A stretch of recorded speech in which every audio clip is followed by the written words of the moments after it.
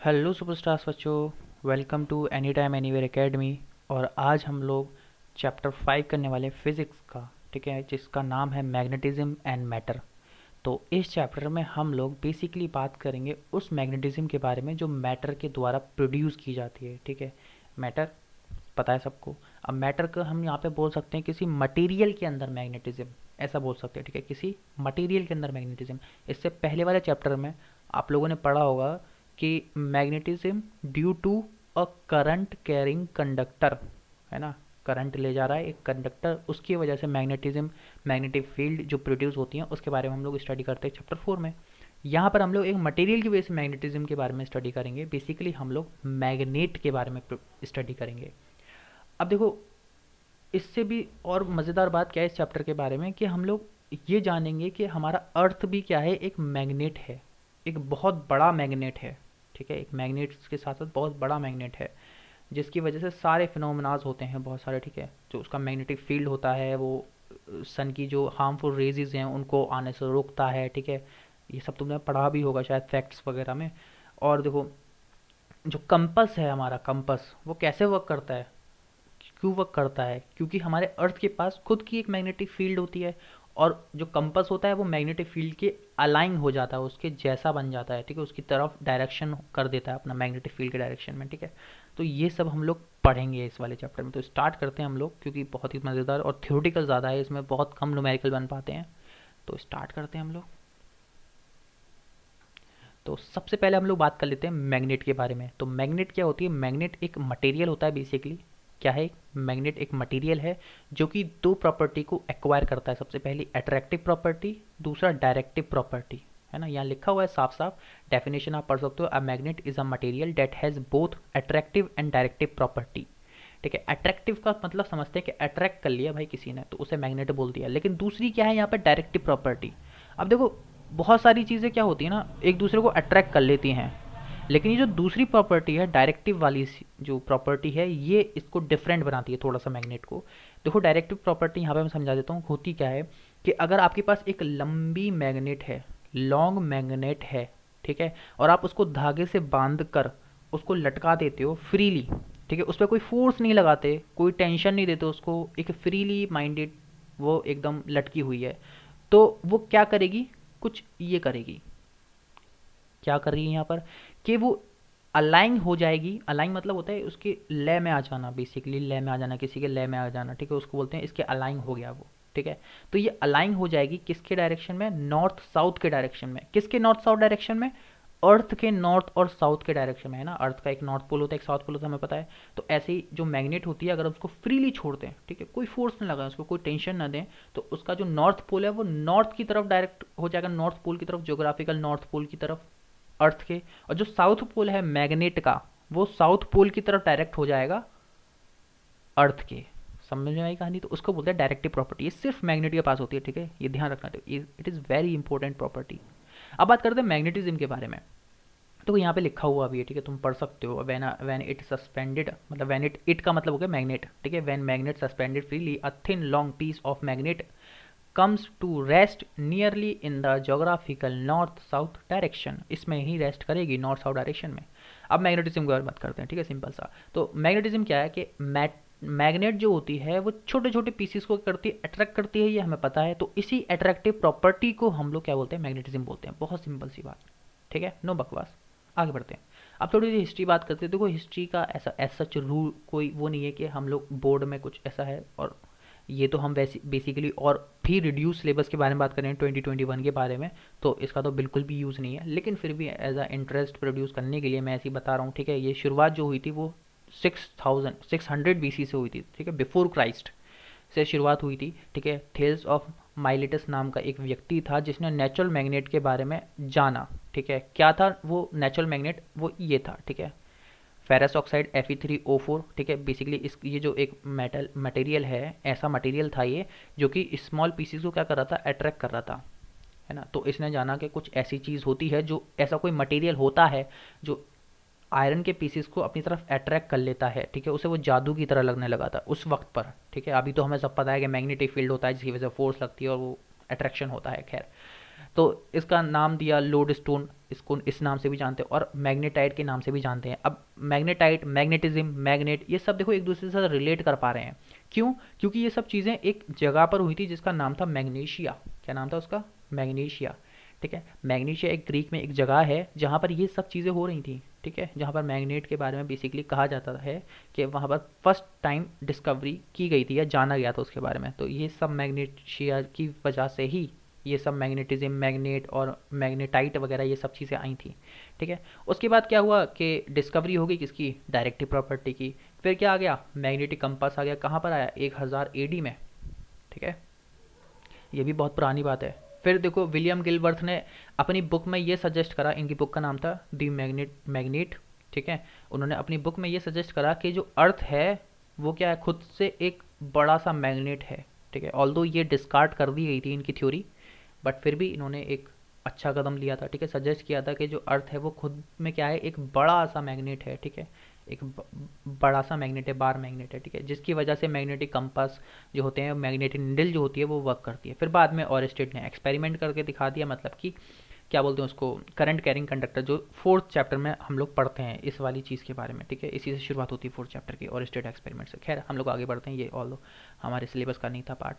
ठीक है, artificial magnet क्या होती है? आर्टिफिशियल मैग्नेट समझते हो, जो बनाई गई होती है मैग्नेट। ठीक है, तो इसमें क्या करते हैं हम लोग? कुछ आयरन के पीसीज लेते हैं या फिर कोई मैग्नेटिक मटेरियल लेते हैं जिसको हम लोग एक ऐसी प्रॉपर्टी दे दें।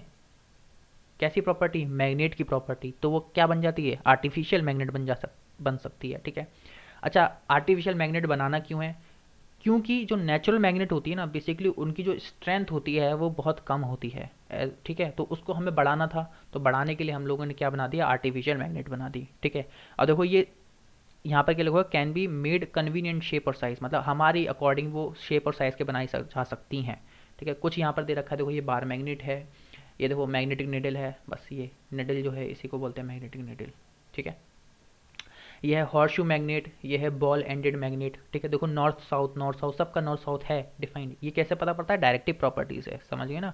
जो बच्चे बोला करते थे ना एक टाइम पे, मतलब दिमाग में आता है ज़्यादातर बच्चों के कि इसी को साउथ क्यों बोलते हैं और इसी को नॉर्थ क्यों बोलते हैं। ऐसा क्यों नहीं होता कि अपोजिट क्यों नहीं होते? क्योंकि ये डायरेक्टिव प्रॉपर्टी होती है मैग्नेट की कि जो नॉर्थ पोल होगा उसका, ये ऐसा माना गया था, उसको हम लोग नॉर्थ पोल बोलेंगे।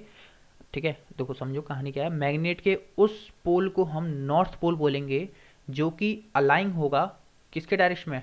जोग्राफिकल नॉर्थ के डायरेक्शन में, जो अर्थ का नॉर्थ है। ठीक है, तो इस वजह से ये नॉर्थ साउथ ऐसे आते हैं। ठीक है, चलो आगे बढ़ते हैं हम लोग कहानी में। ओके, हमारे पास आर्टिफिशियल मैग्नेट्स हो गई। अब बात करते हैं बार मैग्नेट के बारे में, क्योंकि बार मैग्नेट भी क्या है? एक आर्टिफिशियल मैग्नेट है। ठीक है, इसकी स्टडी करना क्यों है ये अभी आगे समझ में आएगा। ठीक है, तो यहाँ पे लिखा हुआ है कि बार मैग्नेट क्या होती है? It is a rod shape metal object which produces magnetic field in its surrounding. जाहिर सी बात है, बार मैग्नेट एक मैग्नेट है। ठीक है, कैसी है? रॉड शेप्ड मेटल टाइप की हमारे पास क्या है? मैग्नेट है। ठीक है, और क्या करेगी? अगर मैग्नेट है तो मैग्नेटिक फील्ड प्रोड्यूस करेगी, बस ये लिखा हुआ है। ठीक है, फिर क्या लिखा हुआ है यहाँ पे कि properties, basic properties of magnet या फिर बार मैग्नेट। तो यहाँ पर पहली प्रॉपर्टी क्या है? Attractive property. तो देखो यहाँ पर ये क्या है हमारे पास? सिंपल सा नज़र आ रहा है, क्या है हमारे पास? ये है बार मैग्नेट, और ये जो आपको नज़र आ रहा है वो है iron pieces, small iron pieces. ठीक है, यहाँ चलो स्मॉल भी लगा देता हूँ, वरना कुछ बच्चे लोग ये बोलेंगे आयरन पीस तो बहुत बड़ा भी हो सकता है। चलो स्मॉल आयरन पीसीज। ठीक है, जो कि इसको ये अट्रैक्ट कर सकता है। ठीक है, तो ये अट्रैक्ट करेगा, बेसिकली अट्रैक्टिव प्रॉपर्टी है इसके पास। ठीक है, तो बस यही कहानी है। और यहाँ पर नोटिस करने वाली बात क्या है? इस फिगर में आप देख पा रहे होगे ये पोल्स जो हैं इसके। ठीक है, क्या हो रहा है पोल्स पर? एट पोल्स, पोल्स पर क्या है? जो मैग्नेटिक स्ट्रेंथ है, ठीक है, मैग्नेटिक स्ट्रेंथ है वो क्या है? हाई है ना? देखो यहाँ पर ज़्यादा आयरन फिल्स हैं, आयरन के पीसीज हैं यहाँ पे, लेकिन जो मिडिल पार्ट है इसका, ठीक है, बार मैग्नेट का मिडिल पार्ट, उस पर क्या है?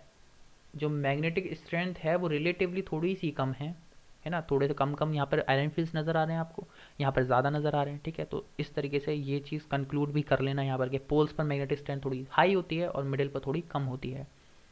ठीक है, नेक्स्ट प्रॉपर्टी पर जाते हैं, डायरेक्टिव प्रॉपर्टी। ये तो हम पहले ही पढ़ चुके हैं ना। ये इधर क्या होगा? जोग्राफिकल साउथ होगा, इधर जोग्राफिकल साउथ मतलब अर्थ का साउथ, और इधर क्या होगा? जोग्राफिकल नॉर्थ होगा, मतलब कि अर्थ का नॉर्थ। ठीक है, ये प्रॉपर्टी हम पढ़ चुके हैं। दूसरी क्या है, लाइक पोल्स क्या करेंगे, रिपेल करेंगे, और अनलाइक पोल्स क्या करेंगे, अट्रैक्ट करेंगे। यहाँ पे लिखा हुआ है देखो, नॉर्थ साउथ क्या कर रहे हैं, अट्रैक्ट कर रहे हैं एक दूसरे को, है ना। यहाँ क्या हो रहा है, अट्रैक्शन हो रहा है, अट्रैक्ट कर रहे हैं। और यहाँ पर क्या हो रहा है, नॉर्थ नॉर्थ रिपेल कर रहे हैं, साउथ साउथ रिपेल कर रहे हैं, तो यहाँ पर रिपल्शन हो रहा है। ठीक है, ये एक प्रॉपर्टी हो गई। फोर्थ प्रॉपर्टी क्या है, magnetic monopoles do not exist. अब मोनोपोल्स क्या होता है, मोनो मतलब होता है वन, मतलब कि एक पोल। अब देखो यहाँ पर क्या होता है, एक मैग्नेट होती है तो उसके पास हम हमेशा क्या करते हैं, एक नॉर्थ बनाते हैं एक साउथ बनाते हैं, मतलब कि दो पोल, मतलब कि डाईपोल। क्या बनाते हैं, डाईपोल। लेकिन यहाँ पर क्या कर रहा है, magnetic monopole do not exist, मतलब मोनोपोल एग्जिस्ट नहीं करता। अगर मैं सोचूं कि इसको मैं बीच में से काट दूं, इसमें से काट दूं, बीच में से काट दूं, तो मेरे पास क्या बचेगा, सिर्फ और सिर्फ क्या बचेगा, नॉर्थ बचेगा, है ना। तो अगर मैं ऐसा सोचने लगूं कि सिर्फ और सिर्फ नॉर्थ बचेगा, तो ऐसा पॉसिबल नहीं है ना। तो यहाँ साफ साफ लिखा हुआ है, magnetic monopoles do not exist in real life. अगर मैंने ऐसे ब्रेक किया यहाँ से, तो यहाँ पर एक नया साउथ जनरेट हो जाएगा। ठीक है, यहाँ पर देखो, ये इसको कट करा, फिर से वो क्या मिला मुझे, डाईपोल ही मिला। क्या मिला, डाईपोल ही मिला। देखो ये भी एक क्या मिल गया, डाईपोल ही मिल गया। समझ में आई कहानी। तो ये कहानी होती है इसके बारे में। ठीक है, मोनोपोल्स एग्जिस्ट नहीं करेंगे, मोनोपोल्स मतलब कि एक पोल। लेकिन लेकिन लेकिन लेकिन मोनोपोल का कंसेप्ट हम इस्तेमाल करते हैं। ठीक है, अभी देखो आगे इस्तेमाल करूंगा मोनोपोल का, एक अकेला मैं मानूंगा। ठीक है, उसको समझाएंगे हम लोग आगे। चलो, अब एक फिफ्थ प्रॉपर्टी क्या है, मैग्नेटिक इंडक्शन। मैग्नेटिक इंडक्शन देखो बहुत आसान है, बहुत आसान है, ये आप बहुत बचपन में बहुत कर चुके हो, है ना। देखो यहाँ पर एक मैग्नेट लेते हो आप लोग, और इधर मेटल के पीसेस लेते हो, या एक चाबी ले लो। ठीक है, एक चाबी ले लो, तो वो क्या करेगा, इसको अट्रैक्ट करने की कोशिश करेगा इस तरीके से, है ना। इसको अट्रैक्ट करेगा अपनी तरफ, और जब तक करेगा जब तक ये इससे चिपक नहीं जाते, ठीक है, तब तक करता है। तो ये इसी को बोलते हैं इंडक्शन, इंड्यूस कर देना। दूसरी वाली चीज़ को क्या कर दिया, इंड्यूस कर दिया। देखो इसके पास कोई प्रॉपर्टी नहीं थी, ये तो सिंपल से मेटल के पीसेस थे ना, है ना। क्या थे, सिंपल मेटल के पीसेस थे, इनके पास कोई अट्रैक्शन वाली प्रॉपर्टी नहीं थी। लेकिन ये जो हमारा मैग्नेट है, जो बंदा है, इसने क्या करा, इसको इंड्यूस कर दिया, इसको प्रभाव डाल दिया इस पर ऐसा, जिससे क्या कर दिया, ये अट्रैक्टिव बन गए, इसकी तरफ मैग्नेट की तरह बिहेव करने लगे। तो इसको बोलते हैं मैग्नेटिक इंडक्शन। और इसी प्रॉपर्टी की वजह से ही हम लोग क्या करते हैं, आयरन पीसेस को कन्वर्ट कर पाते हैं मैग्नेट के अंदर। ठीक है, समझ में आई कहानी।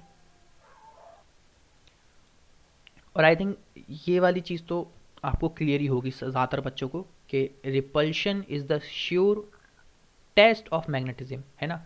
मतलब ये पूछा जाता है ज़्यादातर सवालों में कि मैग्नेटिज्म का, ठीक है, श्योर टेस्ट क्या है, वो क्या है, रिपल्शन। देखो दो प्रॉपर्टी होती है मैग्नेट के पास, एक होती है अट्रैक्शन वाली प्रॉपर्टी, और एक होती है रिपल्शन वाली प्रॉपर्टी। लेकिन अगर मैं तुमसे पूछूं कि मैग्नेट को पता करना है, ठीक है, तुम्हारे पास दो मैग्नेट्स हैं, और एक तुम्हारे पास एक कोई ऐसी चीज़ है जो मैग्नेट नहीं है ना। समझ रहे हो कहानी। देखो यहाँ पर ये मेरे पास क्या मैग्नेट है, ये कोई मैग्नेट नहीं है, ठीक है, ये वही सेम मैग्नेट है, और ये भी सेम में ये भी एक मैग्नेट है, ठीक है, ये भी मैग्नेट, ये भी मैग्नेट। ठीक है, तो ये वन, ये भी वन, ये भी वन। ठीक है, ये सेकंड वाली चीज़ है, ये थ्री, और ये थ्री, ऐसा समझो। ठीक है, तीन तुम्हारे पास चीज़ें हैं, ये एक ही सब्सटेंस है ये पूरा, ये दूसरा है, और ये तीसरा पार्ट है। ठीक है, समझ में आई कहानी। तो देखो क्या हो रहा है, मैंने क्या बोला यहाँ पे, repulsion is the sure test of magnetism, है ना। मैग्नेट पता करने का श्योर टेस्ट क्या है, रिपल्शन है। देखो अगर मेरे पास ये एक मैग्नेट है, और ये एक कोई एक मेटल का पीस है, ठीक है, तो क्या करेगा, इसको इंड्यूस करके इसको अट्रैक्ट कर लेगा अपनी तरफ, है ना, लेकिन वो नहीं हिलेगा अपनी तरफ से। लेकिन अगर मेरे पास दो मैग्नेट है ना, ये दो मैग्नेट हैं, ठीक है, तो क्या करेंगे एक दूसरे को, या तो अट्रैक्ट करेंगी, है ना, क्या करेंगे, या तो अट्रैक्ट करेंगे, या फिर यही दो मैग्नेट क्या करेंगे, एक दूसरे को रिपेल करेंगे। इन दो काम में से एक काम कर सकती है ना। कहानी समझो क्या है, एक मैग्नेट है मेरे पास, ठीक है, और एक नॉन मैग्नेटिक मटेरियल है, ठीक है, तो क्या करेगा, इसको ये अट्रैक्ट कर लेगा अपनी तरफ, सिंपल सा। लेकिन अगर दो मैग्नेट हैं तो वो एक दूसरे को या तो अट्रैक्ट कर सकती हैं या रिपेल कर सकती हैं। तो श्योर टेस्ट कौन सा हो गया, देखो यही मैग्नेट इसको अट्रैक्ट कर रही है, अब यही मैग्नेट दूसरी मैग्नेट को भी अट्रैक्ट कर रही है। अब देखो अट्रैक्शन क्या होगा, एक कॉमन चीज़ होगी ना हर चीज़ में। लेकिन रिपल्शन क्या होगा, रिपल्शन सिर्फ और सिर्फ दो मैग्नेट के अंदर ही हो सकता है। अगर दो मैग्नेट हैं उसी के अंदर रिपल्शन हो सकता है। ठीक है, तो रिपल्शन को हम लोग बोलते हैं श्योर टेस्ट ऑफ मैग्नेटिज्म। क्या बोलते हैं, श्योर टेस्ट ऑफ मैग्नेटिज्म। कहानी खत्म, पैसा आगे बात करते हैं हम लोग, हाँ, मैग्नेटिक फील्ड के बारे में, है ना।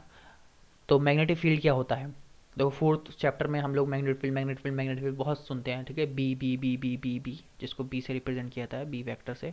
ठीक है, तो मैग्नेटिक फील्ड होती क्या है बेसिकली, तो ये क्या होता है, द स्पेस, जैसे इलेक्ट्रिक फील्ड होती है ऐसे ही मैग्नेटिक फील्ड होती है ना, the space around which a magnet with in which it influence can be experience. मतलब एक जगह पर कोई मैग्नेटिक फील्ड बनी हुई है पहले से ही, ठीक है, लेकिन अगर हम लोग उस मैग्नेटिक फील्ड में एक मैग्नेट ले जाएं, समझो कहानी, एक मैग्नेटिक फील्ड है पहले से ही उसमें फैली हुई है मैग्नेटिक फील्ड एक जगह पर, ठीक है, स्पेस पर, और अगर हम उस स्पेस में एक मैग्नेट को ले जाएं, ठीक है, एक मैग्नेट को ले जाएं, तो वो क्या करेगी, उसकी मैग्नेटिक फील्ड की वजह से ये मैग्नेट एक्सपीरियंस करेगी कुछ इन्फ्लुएंसेस, ठीक है, वो फोर्स हो सकता है, ठीक है, वो क्या हो सकता है, फोर्स हो सकता है जो वो इन्फ्लुएंस करेगी चीज़ों को, ठीक है।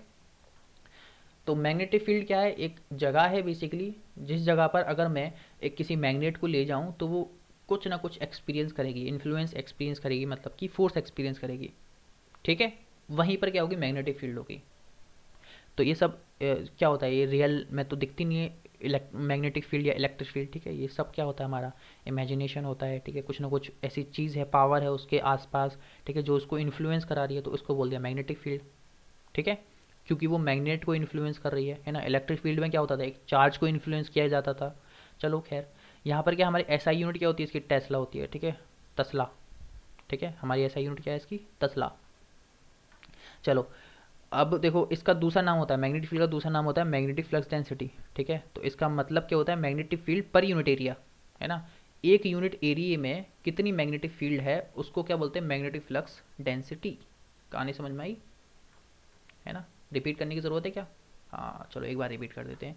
तो देखो, मैग्नेटिक फ्लक्स डेंसिटी क्या होती है, पर यूनिट एरिया में, है ना, जैसे 1 मीटर स्क्वायर में या 1 सेंटीमीटर स्क्वायर में कितनी मैग्नेटिक फील्ड है उसको हम बोलेंगे मैग्नेटिक फ्लक्स डेंसिटी, ठीक है, अब तो समझ में आ गया होगा। इसका हम लोग रिप्रेजेंटेशन करते हैं फाई से, ठीक है, फाई से, phi equal to B into A, है ना, अगर मैं इसको 1 कर दूं तो बेसिकली ये फ्लक्स क्या बन जाएगा, ये फाई, फाई जो है वो क्या बन जाएगा, मैग्नेटिक फील्ड ही बन जाएगा, अगर मैं इसको 1 कर दूं तो मैग्नेटिक फील्ड और ये चीज़ फाई जो है वो इक्वल हो जाएगा।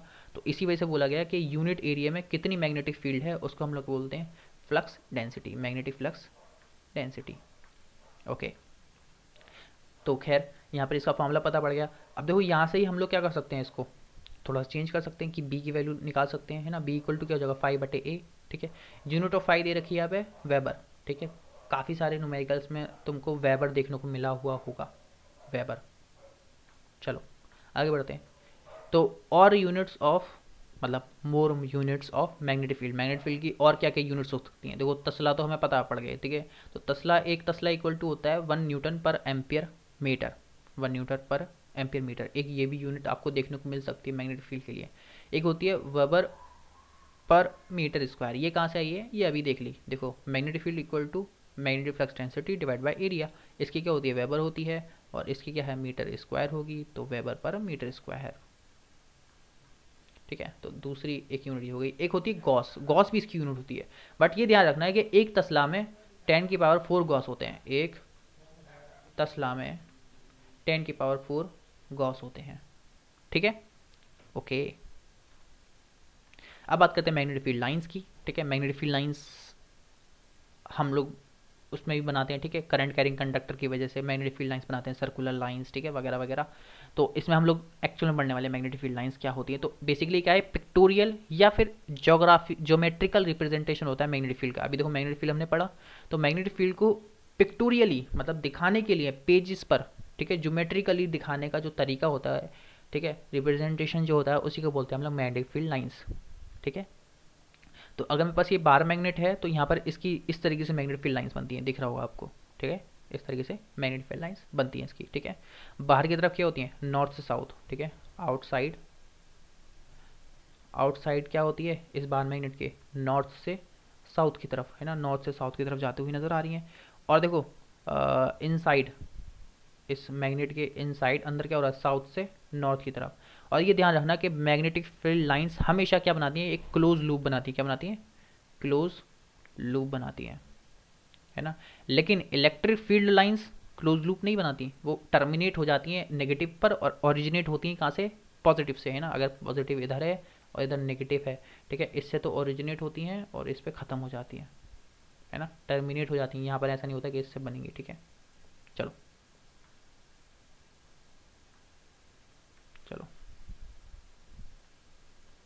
ओके, आगे देखते हैं हम लोग। अब यहाँ देखिए properties of magnetic field lines, ये बिल्कुल सेम उसी की तरह है जैसे इलेक्ट्रिक फील्ड में आपने इलेक्ट्रिक फील्ड लाइंस में आपने पढ़ी होंगी। तो यहाँ पर ये एक एक्स्ट्रा है कि दे फॉर्म क्लोज लूप, हमेशा क्लोज लूप बनाती हैं, और बाहर की तरफ मैग्नेट की तरफ कैसी होती है, नॉर्थ टू साउथ, और इनसाइड मैग्नेट कैसी होती है, साउथ टू नॉर्थ। तो ये हमेशा मैग्नेटिक फील्ड लाइंस जो होती है वो क्लोज लूप तो बनाती हैं, ठीक है, और इनसाइड हमारा साउथ टू नॉर्थ होता है और आउटसाइड नॉर्थ टू साउथ होता है। तो इसको रिमेंबर रखना, ठीक है, आगे बहुत काम आएगा ये वाली चीज़, ठीक है।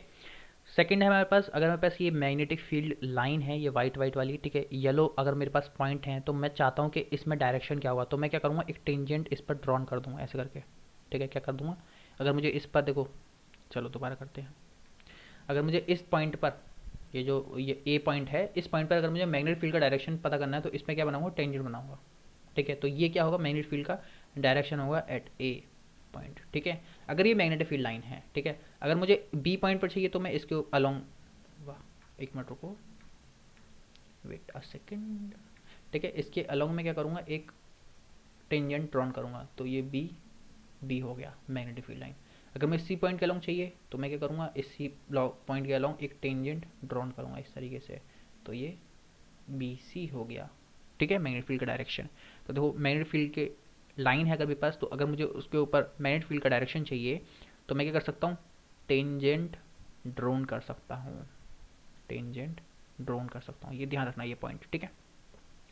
अच्छा, यहाँ पर वही है कि हमारे पास अगर मैग्नेटिक फील्ड लाइन इस तरीके से है जहाँ पर ज़्यादा क्लोज है, वहाँ पर क्या होगा, मैग्नेटिक फील्ड कैसी होगी, ठीक है, इस पे बी ए है, अगर यहाँ पर मैं बोलता हूँ बी बी बोलता हूँ इस वाले पॉइंट पर, तो बताओ बी ए बड़ा होगा या बी बी बड़ा होगा, सोच के बताओ। तो बी ए बड़ा होगा, जाहिर सी बात है, क्योंकि यहाँ पर क्या है, ज़्यादा क्लोजर है मैग्नेटिक फील्ड लाइंस, ठीक है, और यहाँ पर क्या है, फार हैं, थोड़ा थोड़ा ज़्यादा दूर हैं, ठीक है। तो मैग्नेटिक फील्ड यहाँ पर थोड़ी सी कम होगी इसके कंपैरिजन में, ठीक है, क्योंकि यहाँ पर क्लोजर है मैग्नेटिक फील्ड लाइंस, ठीक है। तो मैग्नेटिक फील्ड लाइंस है, ये भी तुम पता लगा सकते हो किधर ज़्यादा मैग्नेटिक फील्ड है, किधर कम मैग्नेटिक फील्ड है। फोर्थ प्रॉपर्टी है कि दो मैग्नेटिक फील्ड लाइंस क्या होती हैं, इंटरसेक्ट कभी नहीं कर सकती, है ना। ये हमने मैग्नेटिक फील्ड इलेक्ट्रिक फील्ड में भी, इलेक्ट्रिक फील्ड लाइन की प्रॉपर्टी जब पढ़ी होगी तो उसमें ही पढ़ा होगा, ठीक है। जैसे क्यों नहीं करती, क्योंकि अगर ये करेंगी तो इस पॉइंट पर, ये पॉइंट ऑफ इंटरसेक्शन है हमारा, ठीक है, P O I point of intersection, magnetic field line ऐसे जा रही है, तो इसके लिए क्या होगा, इस डायरेक्शन में हो जाएगा मैग्नेटिक फील्ड का डायरेक्शन, है ना, टेंजेंट ड्रॉन करना है, इसके लिए इस डायरेक्शन में हो जाएगा मैग्नेटिक फील्ड का डायरेक्शन, है ना। मतलब एक ही पॉइंट पर दो डायरेक्शन हो गए, क्या बोल दिया, एक ही पॉइंट पर दो डायरेक्शन हो गए किसके, मैग्नेटिक फील्ड के, समझ रहे हो कहानी। तो ऐसा पॉसिबल तो है नहीं कि एक ही पॉइंट पर दो डायरेक्शन हो जाए मैग्नेटिक फील्ड के, समझ रहे हो कहानी। हाँ, तो यही रीज़न है कि दो मैग्नेटिक फील्ड लाइंस कभी भी इंटरसेक्ट नहीं करते, है ना। चलो, अब यहाँ पर हमारे पास कुछ केसेस हैं, फर्स्ट सेकंड और थर्ड, तो इनके लिए जल्दी जल्दी से हम लोग क्या करते हैं, मैग्नेटिक फील्ड लाइंस बनाते हैं। तो इसको हम लोग बनाएंगे राइट हैंड थंब रूल। इसको वैसे हम लोग किस में पढ़ते हैं, चैप्टर 4 में पढ़ते हैं, ठीक है। राइट हैंड थंब रूल क्या कहता है, अगर हमारे पास थंब है, ठीक है, और उसको हम लोग करंट के डायरेक्शन में करते हैं, ठीक है, किसको, थंब को, ठीक है।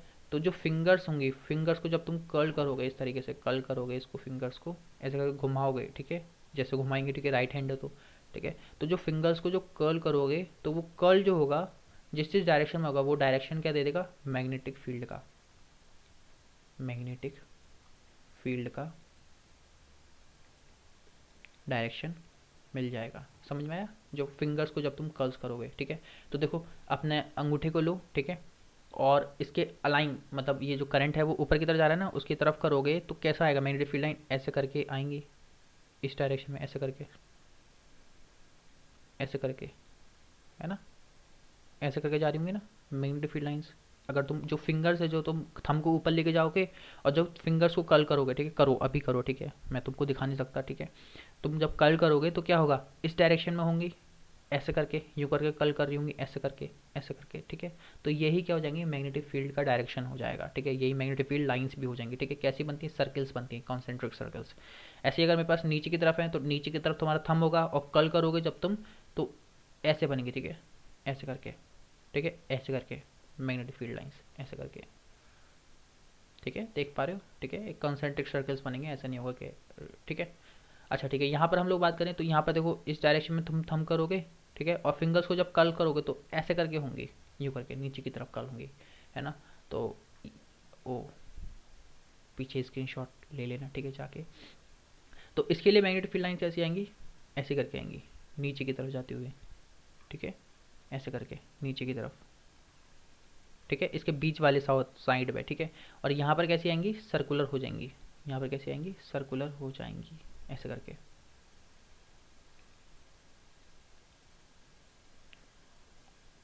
ठीक है। तो देखो ये वाला जो पोर्शन है, अगर तुम्हें याद हो, अगर तुम इसे ऊपर से देखोगे, है ना, तो ऐसे करके तुम्हें दिखेगा, ऐसे करके, मतलब कि क्या, क्लॉक वाइज डायरेक्शन होगा किसका, करंट का। तो जब क्लॉक वाइज डायरेक्शन होता है करंट का, जब क्लॉकवाइज डायरेक्शन होता है करंट का, तो उसके बोलते हैं हम लोग साउथ बोलते हैं, है ना, क्या बोलते हैं, साउथ बोलते हैं, है ना। और जब तुम इसे इसी चीज़ को, सेम लूप को तुम नीचे से देखो, वाइट वाले लूप को जब तुम नीचे से देखो तो इसका डायरेक्शन कुछ ऐसा होगा करंट का, ऐसे करके जब इसे नीचे से देखोगे, ठीक है, तो कैसा होगा, एंटाई क्लॉकवाइज। तो इसको हम लोग क्या बोलते हैं, याद है, हाँ एक ही बचता है फिर तो इसके बाद, नॉर्थ, ऐसे करके दिखाया करते थे, नॉर्थ, ठीक है। तो देखो ऊपर क्या बन रहा है, जब तुमने ऊपर से देखा इसको, तो क्या बनना है, साउथ बनना है ना, क्या बनना है, साउथ। और जब तुमने नीचे से देखा तो क्या बनना है, नॉर्थ बनना है। तो देखो ऐसे ही तो होता है, ये देखो एक तरीके बार मैग्नेट की तरह वर्क करने लगता है ये करंट कैरिंग लूप, ठीक है। तो इस पर काफ़ी अच्छे से समझाया जाता है फोर्थ चैप्टर में इसके ऊपर, तो अभी तो मैं इसको यहीं छोड़ता हूँ। अब बात करते हैं uniform magnetic field. Uniform magnetic field कुछ ऐसी होती हैं, है ना, कैसी होंगी, देखो इक्वी डिस्टेंस पर होंगी, ठीक है, पैरेलल होंगी और स्ट्रेट होंगी, उसको क्या बोलेंगे, यूनिफॉर्म मैग्नेटिक फील्ड बोलेंगे, ठीक है। तो ये कुछ डायरेक्शन है, देखो ये इसका डायरेक्शन ये है, इसका देखो यहाँ पे डॉट के द्वारा दिखाया गया, मतलब कि बाहर की तरफ आते हुए, ठीक है, अपवर्ड, ये क्या है, अपवर्ड डायरेक्शन। देखो क्रॉस दिखाया है यहाँ पे, क्या है, downward direction. Uniform magnetic field मतलब इक्वी डिस्टेंस पर, देखो इक्वी डिस्टेंस पर लगे हुए हैं सब, ठीक है। अब बात करते हैं मैग्नेटिक पोल, ठीक है, मैग्नेटिक पोल या फिर बोला जाए डाइपोल, ठीक है, डाइपोल भी इसको बोल सकते हो। तो these are the reason of apparently concentrated magnetic strength in a magnet where the magnetic attraction is maximum. मतलब कि इनके बारे में बात कर रहे हैं, मैग्नेटिक पोल्स के बारे में बात कर रहे हैं, किसके बारे में, मैग्नेटिक पोल्स के बारे में बात कर रहे हैं, है ना। तो मैग्नेटिक पोल्स पर क्या होता है, मैग्नेटिक स्ट्रेंथ सबसे ज़्यादा होती है, ठीक है। तो मैग्नेटिक स्ट्रेंथ को हम लोग डिनोट करते हैं स्मॉल एम से, ठीक है, स्मॉल एम से डिनोट किया जाता है। मतलब इस नॉर्थ की मैग्नेटिक स्ट्रेंथ है वो एम है, इसकी मैग्नेटिक स्ट्रेंथ क्या है, एम है, ठीक है। तो यहाँ पर इसको हम लोग बोलते हैं मैग्नेटिक पोल बोलते हैं, जहाँ पर सबसे ज़्यादा अट्रैक्शन कैसी होती है, मैक्सिमम होती है, ठीक है। अब यहाँ पर हमारे पास दो एक्सिस मिलती हैं, ठीक है। तो इसको बोलते हैं जो सीधी सीधी जाती है, इसको बोलते हैं जो नॉर्थ से साउथ मिलती है, उसको बोलते हैं हम लोग मैग्नेटिक एक्सिस बोलते हैं, ठीक है। और इसको बोलते हैं हम लोग जो परपेंडिकुलर मिड से जाती है, किससे, मिड से, उसको बोलते हैं हम लोग मैग्नेटिक इक्वेटर बोलते हैं। समझ में कहानी, यहीं से आता है कॉन्सेप्ट किसका, मैग्नेटिक डायपोल मूवमेंट का, क्योंकि ये डायपोल बनाते हैं, ठीक है। जैसे इलेक्ट्रिक डायपोल मूवमेंट होता है, ऐसे ही यहाँ पर मैग्नेटिक डायपोल मूवमेंट होता है, ठीक है। और देखो, और इससे पहले देखो एक चीज़ ध्यान रख लेना, ठीक है, जो नॉर्थ और जो साउथ होते हैं ना, हम लोग क्या सोचते हैं यहाँ पर एंड पर होंगे, एंड पर, बट ऐसा नहीं होता, ठीक है। नॉर्थ और साउथ जो होते हैं वो थोड़ा सा अंदर की तरफ होते हैं, जैसे यहाँ दिखाया ये इधर की तरफ है, ठीक है, और ये इधर की तरफ है, थोड़ा सा अंदर की तरफ होते हैं, ठीक है। तो इसका मतलब यहाँ पर दो लेंथ मिल जाती है हमें, एक तो एक्चुअल जो नॉर्थ है हमारा, और जो एक्चुअल साउथ है वहाँ से वहाँ तक की दूरी, उसको बोलते हैं हम लोग मैग्नेटिक लेंथ, ठीक है। और जो एक एंड है, और दूसरा एंड जो है मैग्नेट का, उसको बोलते हैं ज्योमेट्रिकल लेंथ, मतलब ज्योमेट्री के हिसाब से जो लेंथ है उसे बोलते हैं ज्योमेट्रिकल लेंथ, ठीक है। अब यहाँ पर हम लोग डिफाइन करते हैं मैग्नेटिक डायपोल मूवमेंट। तो देखो थ्योरी थ्योरी चल रही है बहुत देर से, ठीक है, इसको ऐसा ही समझना पड़ेगा, ठीक है, सहन करना पड़ेगा। Magnetic dipole movement, magnetic dipole movement fourth chapter में पढ़ते हैं हम लोग इसके बारे में। तो अगर इसका मैग्नेटिक स्ट्रेंथ स्मॉल एम है, ठीक है, मैग्नेटिक लेंथ, ठीक है, वो कितनी है, 2L। हाँ, तो यही यहाँ पर एक चीज़ नई आपने सीखी होगी शायद, कि हम लोग जो 2L लेते हैं इस फॉर्मूले में, जो 2L लेते हैं वो क्या होता है, मैग्नेटिक लेंथ होता है। अब देखो ऐसा कुछ गिवन नहीं होता क्वेश्चन में कि मैग्नेटिक लेंथ है या ज्योमेट्रिकल लेंथ है, तो मैं सिंपल सा क्या गिवन होगा, मैग्नेटिक लेंथ ही गिवन होगा, ठीक है, क्वेश्चंस में। चलो ओके, तो ये हमें मिल गया मैग्नेटिक डायपोल मूवमेंट। और इसका डायरेक्शन कैसा होता है, साउथ टू नॉर्थ, कैसा होता है, साउथ टू नॉर्थ, ये क्या होगा, मैग्नेटिक मूवमेंट का डायरेक्शन, ठीक ठीक है। यहाँ पे बताया गया एम जो है वो क्या है, पोल स्ट्रेंथ है, मतलब पोल की स्ट्रेंथ कितनी है। 2L क्या है, मैग्नेटिक लेंथ है। और जो इसकी मैग्नेटिक डायपोल मूवमेंट है, इसकी यूनिट क्या होगी, एम्पियर मीटर स्क्वायर। क्या होगी, एम्पियर मीटर स्क्वायर। क्योंकि देखो मैग्नेटिक मूवमेंट को और भी एक और फॉर्मूला होता है, क्या होता है, आई ए। क्या होता है, I A, magnetic movement equal to current into area. ठीक है, ये किसके लिए होता है, करंट कैरिंग कंडक्टर के लिए। किसके लिए होता है, करंट कैरिंग कंडक्टर के लिए। लेकिन हम लोग यहाँ पे क्या पढ़ने वाले हैं, मैग्नेटिज्म ड्यू टू मैटर। ठीक है, तो इसको हम लोग ने हटा दिया। ठीक है, इसका कोई मैटर ही नहीं है। तो लेकिन इसकी यूनिट क्या होती है, एम्पियर मीटर स्क्वायर, ये ध्यान रखना है। ठीक है, क्या होती है, एम्पियर मीटर स्क्वायर। ओके, आगे बात करते हैं। ठीक है, ये यहाँ से इंपॉर्टेंट शुरू होती है। ठीक है, एनालॉगी विद इलेक्ट्रोस्टैटिक। ठीक है, हमारा जो मैग्नेटिज्म है, ठीक है, ड्यू टू मैटर, उसको हम लोग सिमिलर वे में देख सकते हैं किसके साथ, इलेक्ट्रोस्टैटिक के साथ। अगर तुम्हें इलेक्ट्रोस्टैटिक याद होगा तो तुम इस वाले पार्ट को बहुत अच्छे से समझ पाओगे। ठीक है, तो सबसे पहली बात पर आते हैं कुलाम्स लॉ पर। ठीक है, कुलाम्स लॉ हमने पढ़ा था, इलेक्ट्रिक फोर्स निकालते थे हम लोग, है ना। तो अगर मेरे पास दो चार्जेस हैं, कैसी पॉइंट चार्जेस हैं, ठीक है, और ये आर डिस्टेंस पर दूरी पर रखे हुए हैं, तो इसमें जो इलेक्ट्रिक फोर्स लगा करती थी उससे क्या वैल्यू होती थी, के Q1 into Q2 upon are square. ठीक है, जहाँ पर के की वैल्यू क्या होती थी, 1/4 पाई एप्सिलॉन नॉट। ठीक है, अगर Q जो है वो कैसे हैं, लाइक हैं, लाइक चार्जेस हैं, तो क्या होगा, रिपल्शन होगा। ठीक है, और अगर अनलाइक हैं तो क्या होगा, एट्रैक्शन होगा। क्या होगा, एट्रैक्शन होगा। ठीक है, ऐसे ही हम लोगों ने यहाँ पे देखो मोनोपोल्स, यहाँ पे क्या लिया है, मोनोपोल्स लिए हैं। ये क्या है, मोनोपोल्स। ठीक है, हाँ, यहाँ पर हमने क्या लिया, मोनोपोल्स लिया है। तो यहाँ पर इसकी मैग्नेटिक स्ट्रेंथ क्या है, M1, इसकी मैग्नेटिक स्ट्रेंथ क्या है, M2। जो मैंने बताया था कि मोनोपोल एग्जिस्ट नहीं करते, लेकिन हम लोग यहाँ पर हम लोग उसका कॉन्सेप्ट यूज़ कर रहे हैं कि मोनोपोल एग्जिस्ट करते हैं, इसको मान के हम लोगों ने ये एनालॉगी बनाई। ठीक है, तो यहाँ पर हमें क्या मिलेगी, एक मैग्नेटिक फोर्स मिलेगी। क्या मिलेगी, मैग्नेटिक फोर्स। ठीक है, तो क्या होगा, देखो ऐसे ही तो होता है ना, या तो अट्रैक्ट करते हैं या रिपेल करते हैं, है ना। अगर दो नॉर्थ होते हैं या साउथ साउथ हैं तो वो रिपेल करेंगे, एक नॉर्थ एक साउथ है तो वो अट्रैक्ट करता है हमेशा।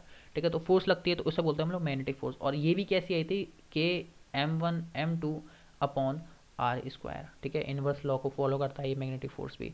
ठीक है, तो अब सवाल आता है, क्या ये के जो है वो इस के बराबर होगा, बिल्कुल नहीं। के जो होगा वो किसके बराबर होगा, इस कांस्टेंट को तुम फोर्थ चैप्टर में बहुत पढ़ा होगा, म्यू0/4 पाई, म्यू0/4 पाई। ठीक है, ये के की वैल्यू है, इस वाले के की वैल्यू जो मैग्नेटिक फोर्स में लगाया जाएगा, म्यू0/4 पाई। ठीक है, और इसकी वैल्यू तुम्हें पता है क्या होती है, 10⁻⁻7, 10⁻⁻7, खाली वैल्यू बता रहा हूँ। ठीक है, तो लाइक पोल्स क्या करेंगे हम लोग, अगर लाइक पोल्स हैं, ठीक है, यहाँ लिख देता हूँ, लाइक पोल्स हैं अगर हमारे पास, तो वो क्या करेंगे, रिपेल करेंगे, जाहिर सी बात है। ठीक है, और अगर अनलाइक पोल्स हैं तो वो क्या करेंगे, अट्रैक्ट करेंगे। ठीक है, तो ये एनालॉगी नज़र आई हमें कुलाम्स लॉ को देखते हुए। ठीक है, तो बस इसको ध्यान रखना और हम लोग आगे बढ़ते हैं। ओके, तो अगर ऐसे एक छोटा सा सवाल ले लिया जाए, ठीक है, ऐसे कोई इंपॉर्टेंट नहीं सवाल, ठीक है, इस पर ज़्यादा सवाल भी नहीं पूछे जाते। ठीक है, ऐसे फिगर दे रखी है हमें, ये साउथ पोल है, ये नॉर्थ पोल है। ठीक है, ये नॉर्थ पोल और ये साउथ पोल, या फिर इसे रहने देते हैं, इसे रहने देते हैं, छोड़ो। ठीक है, सिंपल सा, उस पर ऐसे क्वेश्चन भी नहीं बनते ज़्यादा। चलो हम लोग यहाँ पे बात करते हैं, क्या है कहानी, electric field due two point charge. ठीक है, हम लोगों ने क्या देखा, कुलाम्स लॉ देखा, इलेक्ट्रिक फोर्स। ठीक है, कुलाम्स लॉ देखा, मैग्नेटिक फोर्स।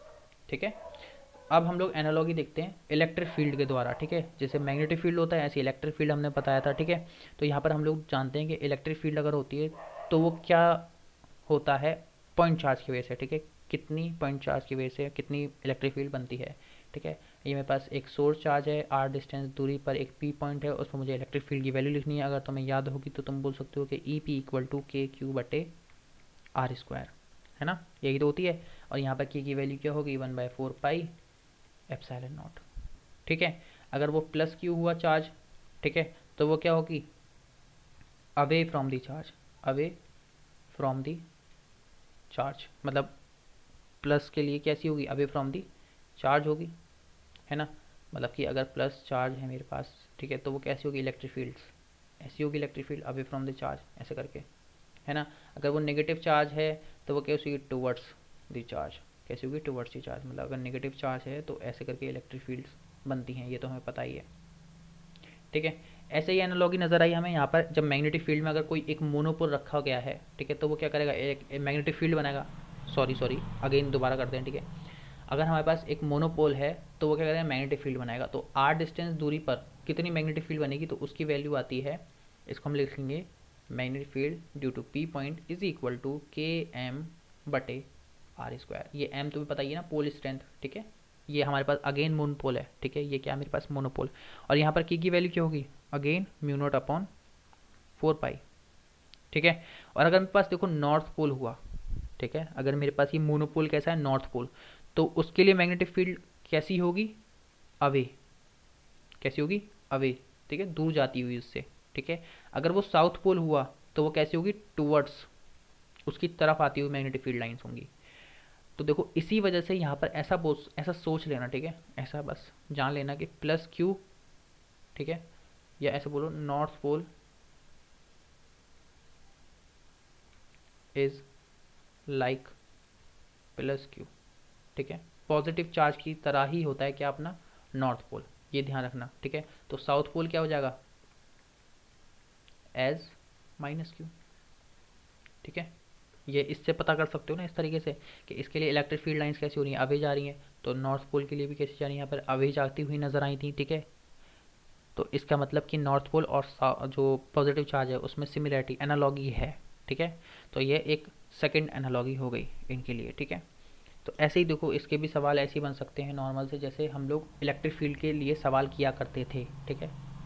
चलो आगे बढ़ते हैं हम लोग। अब यहाँ पे लिखा हुआ ये इंपॉर्टेंट है, ठीक है, ये इंपॉर्टेंट है, इससे सवाल आते हैं, ठीक है। Electric field due to electric dipole, मतलब इलेक्ट्रिक डायपोल की वजह से इलेक्ट्रिक फील्ड कितना प्रोड्यूस होता है। तो हमने दो पोजीशन देखी थी, एक्सियल पोजीशन, ठीक है, इसको एंड ऑन एंड पोजीशन भी कहा जाता है। तो एक्सियल पोजीशन क्या होती है, अगर मेरे पास डायपोल है, डायपोल समझते हो ना कि सेम चार्जेस अपोजिट चार्जेस, ठीक है, अपोजिट एंड इक्वल चार्जेस, ठीक है, 2L लेंथ पर रखे गए हैं, एक सेंटर से R दूरी पर एक पॉइंट है P, उस पर मैग्नेट इलेक्ट्रिक फील्ड कितनी होगी, ठीक है, E एट P। तो इसका फॉर्मूला होता है K2P, ठीक है, P हमारे पास क्या है, इलेक्ट्रिक डायपोल मोमेंट, ठीक है, अपॉन R क्यूब, ठीक है। और जो इलेक्ट्रिक फील्ड लगती है वो किसके अलोंग लगती है, along magnet electric dipole movement. और इलेक्ट्रिक डायपोल मूवमेंट कैसा होता है, नेगेटिव से पॉजिटिव की तरफ। ये सब क्या है, रिवीजन हो रहा है बेसिकली तुम्हारा इलेक्ट्रोस्टैटिक का, ठीक है। तो इलेक्ट्रिक डायपोल मूवमेंट कैसा होता है, नेगेटिव से पॉजिटिव की तरफ होता है। और इलेक्ट्रिक फील्ड भी कैसी होती है, इसी डायरेक्शन में होती है, नेट इलेक्ट्रिक फील्ड, बेसिकली क्या निकलती है, ये नेट इलेक्ट्रिक फील्ड आती है ये, ठीक है। किसके डायरेक्शन में होती है, इलेक्ट्रिक डायपोल के डायरेक्शन में होती है, ठीक है। और यहाँ पे अगेन के जो होगा वो क्या होगा, 1/4 पाई एप्सिलॉन नॉट, ठीक है। ऐसा ही देखने को मिला, मेरे पास एक बार मैग्नेट है, तो यहाँ पर देखो एक पोल ये बनना है हमारे पास, एक पोल ये बनना है, समझ में आ रही कहानी, है ना, दो पोल्स बनने हैं हमारे पास, है ना। तो लेट से इसकी मैग्नेटिक स्ट्रेंथ m है, इसकी मैग्नेटिक स्ट्रेंथ m है, ठीक है। और ये इसकी सेंटर से r दूरी पर ये p पॉइंट है, जो कि किस पर है, एक्सियल पोजीशन, मतलब axis of the north pole, magnetic axis पर, नॉर्थ पोल नहीं, सॉरी फॉर इनकन्वीनियंस। यहाँ पर हम लोग बात कर रहे थे किसके बारे में, एक हमारे पास बार मैग्नेट है, ठीक है, यहाँ पर इसका एक साउथ पोल है, इसका एक नॉर्थ पोल है, ठीक है। तो एक डायपोल की तरह बिहेव करता है, तो इसकी मैग्नेटिक एक्सिस पर सेंटर से r दूरी पर p पॉइंट पर, ठीक है, उस पर मैग्नेटिक फील्ड कितनी होगी। तो बेसिकली हम लोग इसके बारे में बात करते थे, है ना, B एट P, ठीक है, जो कि एक एक्सियल पोजीशन पर है, ठीक है। तो इसकी वैल्यू कैसी आएगी, बिल्कुल इसी की तरह होगी, K2 मैग्नेटिक मूवमेंट, यहाँ पर मैग्नेटिक मूवमेंट आ जाएगा, ठीक है, इलेक्ट्रिक मूवमेंट की बजाय magnetic movement upon R cube, ठीक है। अब ये भी किसके अलॉन्ग होगा, ये जो मैग्नेटिक फील्ड जो आएगी वो भी किसके अलॉन्ग होगी, अलॉन्ग m वेक्टर, मतलब कि मैग्नेटिक मूवमेंट के अलॉन्ग, ठीक है। मैग्नेटिक मूवमेंट किसके अलॉन्ग होता है, साउथ से नॉर्थ, है ना, अभी पीछे पड़ा था, कहाँ गया, ये रहा, ठीक है, साउथ से नॉर्थ की डायरेक्शन में होता है मैग्नेटिक मूवमेंट। तो नेट मैग्नेटिक फील्ड कैसी हो जाएगी, इस डायरेक्शन में हो जाएगी, ठीक है, नेट मैग्नेटिक फील्ड, ये अपनी क्या है, नेट मैग्नेटिक फील्ड, समझ में ही कहानी। तो यहाँ से मेरे पास यहाँ पर अगर, हाँ ये और ध्यान रखना कि यहाँ पर क्या होगा, म्यू नॉट अपॉन 4 पाई, ठीक है, जिसकी वैल्यू कितनी हो 10⁻⁻7। तो ये एक्सियल पोजीशन की कहानी है।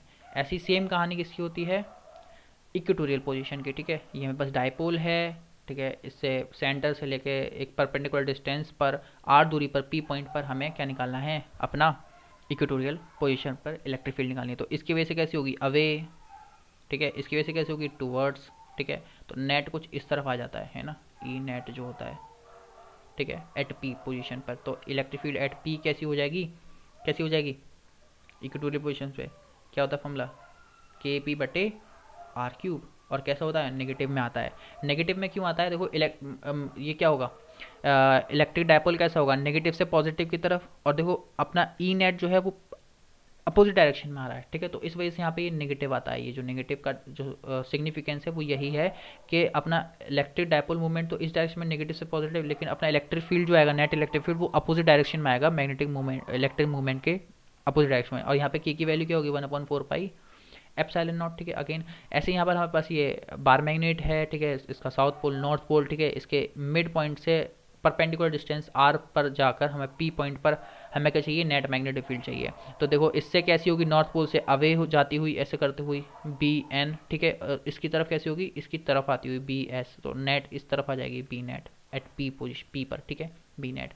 तो देखो मैग्नेटिक मूवमेंट कैसा होगा, साउथ से नॉर्थ, मैग्नेटिक मूवमेंट की डायरेक्शन तो ये होगी, तो इसमें भी क्या आएगा, नेगेटिव ही आएगा। ठीक है, तो b एट p मतलब magnetic field, net magnetic field at p is equals to minus के एम, एम यहाँ पे मैग्नेटिक मूवमेंट हो गया, अपॉन आर क्यूब। ठीक है, आर क्यूब। और यहाँ पे के की वैल्यू क्या होगी, 4 पाई म्यू नॉट अपॉन 4 पाई। ठीक है, तो ये सब क्या थी, एनालॉगी विद इलेक्ट्रोस्टैटिक, यहाँ पर खत्म होता है तुम्हारा। ठीक है, अब इससे सवाल कैसे बनते हैं, इससे सवाल बनते हैं ऐसे। ठीक है, जो मैं कह रहा था तुमसे कि इससे सवाल बन सकते हैं। तो देखो क्वेश्चन में क्या कह रहा है कि 2 स्मॉल मैग्नेट्स है हमारे पास। ठीक है, are placed horizontally perpendicular to the magnetic meridian.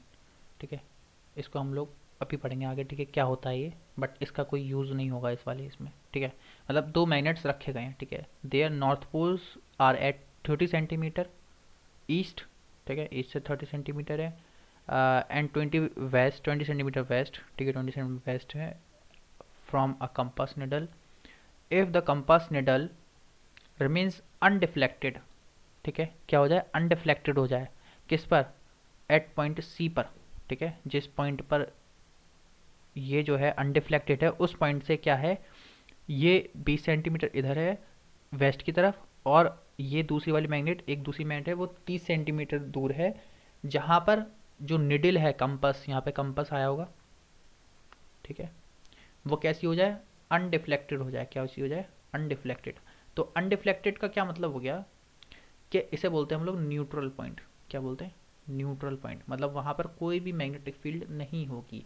या फिर ऐसा बोल सकते हो कि इसकी वजह से जो मैग्नेटिक फील्ड प्रोड्यूस हुई है और इसकी वजह से मैग्नेटिक फील्ड प्रोड्यूस हुई है, एक दूसरे के कैसे ही हैं। देखो अगर मैं इसको 1 बोल दूँ, इसको सेकंड बोल दूँ, तो इसकी वजह से लेट से मैग्नेटिक फील्ड ऐसी बनी b1, और इसकी वजह से मैग्नेटिक फील्ड ऐसी बनी, और ये दोनों मैग्नेटिक फील्ड क्या हो जाएंगी, इक्वल हो जाएंगी, इक्वल एंड अपोजिट। समझ में आई कहानी। तो ये कॉन्सेप्ट निकल के आ रहा है यहाँ से। ठीक है, अनडिफ्लेक्टेड वाली यहाँ से जो कहानी जो निकल के आ रही है। तो यहाँ बोला है compare the magnetic movement, magnetic movement को कंपेयर करना है। ठीक है, किसको करना है, मैग्नेटिक मूवमेंट को। तो देखो कहानी क्या रहेगी यहाँ पर, हम लोग कहानी कहाँ से स्टार्ट करेंगे। ये तो समझ में आ गया कि कंपास निडल जो है वो अनडिफ्लेक्टेड है, तो इसका मतलब क्या हो गया, वो न्यूट्रल पॉइंट। न्यूट्रल पॉइंट मतलब कि मैग्नेटिक फील्ड कैसी होंगी उस पॉइंट पर, अपोजिट एंड इक्वल, मतलब कि जीरो होगा, मतलब न्यूट्रल, मतलब मैग्नेटिक फील्ड जीरो रहेंगी। तो अगर मैं लेट से कुछ वक्त के लिए मैं इसका मैग्नेटिक मूवमेंट मान लूँ M, sorry magnetic strength M मान ली, इसका भी स्ट्रेंथ मान ली, चलो नहीं ऐसा नहीं करते, इसका मानते हैं हम लोग मैग्नेटिक मूवमेंट ही मान लेते हैं, है ना। इसका मैंने मैग्नेटिक मूवमेंट मान लिया m2, इसका मान लिया m1। ठीक है, किसी का जो मान चाहो वो मान सकते हो। ठीक है, m1 उसका m2। अब देखो ये देख पा रहे हो कि जो C पॉइंट है वो कैसे है, अलाइन किस पर है, एक्सियल पोजीशन पर है, एक्सियल पोजीशन है फॉर बोथ मैग्नेट, दोनों मैग्नेट के लिए, है ना। C पॉइंट किस पर है, एक्सियल पोजीशन पर है, तो इसका मतलब हम लोग एक्सियल वाला फॉर्मूला लगा सकते हैं यहाँ पर, है ना। तो एक तो हमें समझ में आती है कि C पॉइंट क्या है, एक न्यूट्रल पॉइंट है। क्या है, न्यूट्रल पॉइंट। तो फर्स्ट वाली मैग्नेट की वजह से जो मैग्नेटिक फील्ड वहाँ पर होगी, और जो सेकंड वाले की वजह से मैग्नेटिक फील्ड होगी, दोनों क्या होंगे, इक्वल होंगे। फॉर्मूला क्या होता है, के एम एक्सियल पोजीशन पे क्या होता है के 2m, है ना, कितना होता है 2m होता है, ठीक है। तो यहाँ पर हम लोग लिखते हैं इसको इरेज करके दोबारा से, तो के 2m1 है ना, मैग्नेटिक मूवमेंट क्या है m1 डिवाइडेड बाय, अब देखो ये कितनी दूरी है इससे 30, है ना 30, और इसको हम लोग किस में लेंगे SI में लेंगे, किस में लेंगे SI यूनिट में लेंगे, तो 0.3 का स्क्वायर, ठीक है। ऐसे ही हम लोग सेकंड के लिए लिए तो क्या होगा K2m2 अपॉन यहाँ पर क्या है 20, है ना, तो 0.2 का क्यूब होगा, हाँ क्यूब होगा ना, क्यूब होता है, ठीक है। तो यहाँ से K से किया गया, है ना, म्यू अपॉन 4 पाई आएगा वैसे तो K से किया गया, 2 से 2 गया, हमें क्या करना है कंपैरिजन करना है मैग्नेटिक मूवमेंट का, तो m1 upon m2 equal to हो जाएगा इधर से क्या 0.3 अपॉन 0.2 का क्यूब, ठीक है। तो यू कैन सॉल्व दिस और फाइंड दिस द आंसर, ठीक है, आराम से फाइंड कर सकते हो, ठीक है।